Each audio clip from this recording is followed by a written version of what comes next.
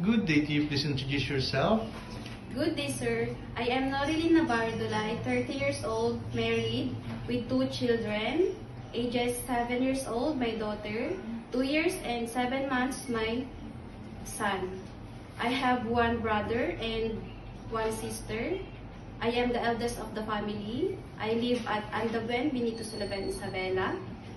I am college graduate. I took Bachelor of Science in Entrepreneurship, sir. Okay. Can you tell me your work experience? My work experience, sir. I'm housemaid of 3 years to a couple with 2 children, 5 years old and 8 years old, sir. I do all the household chores like washing, cleaning, laundering, ironing, and car washing. And my main duty is taking care of the children, sir. Okay. In your previous employer, how would you take care of the children, especially when sick? I'm always check their safety, sir. If they are sick, I check the temperature, sir. If they sick, I am call the employer, sir. Okay. How would you describe yourself? I am hardworking, honest, and responsible, sir. Okay. Do you have any tattoo? No, sir. Do you have surgery or serious sickness before? No, sir.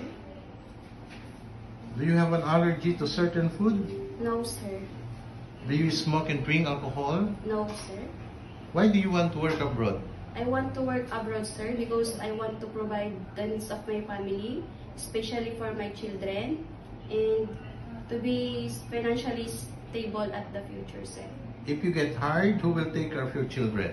My husband and my mother, sir. If you're homesick, what would you do? I will focus myself, sir, to my work, and I always remind myself that I need this job for my family, sir. What time do you usually sleep and wake up when you were working? I usually sleep around 10 p.m., sir, if my work is done, and wake up 5 a.m., sir. Are you the one who do the cooking and marketing at home? Yes, sir. Sometimes kids are super active and they tend to be out of control. How would you control your temper? I will be more patient, sir, and calmer dealing with them, sir. Do you accept no day off but to be paid instead by your employer? Yes, sir. When you visited the parents, relatives, and friends of your employer, will you help and do the housework there? Yes, sir. Can you promise not to lend money in Hong Kong? Yes, sir. Are you scared of dogs and cats? No, sir. Are you willing to share a room with kids? Yes, sir. Do you promise not to use cell phone during working hours? Yes, sir.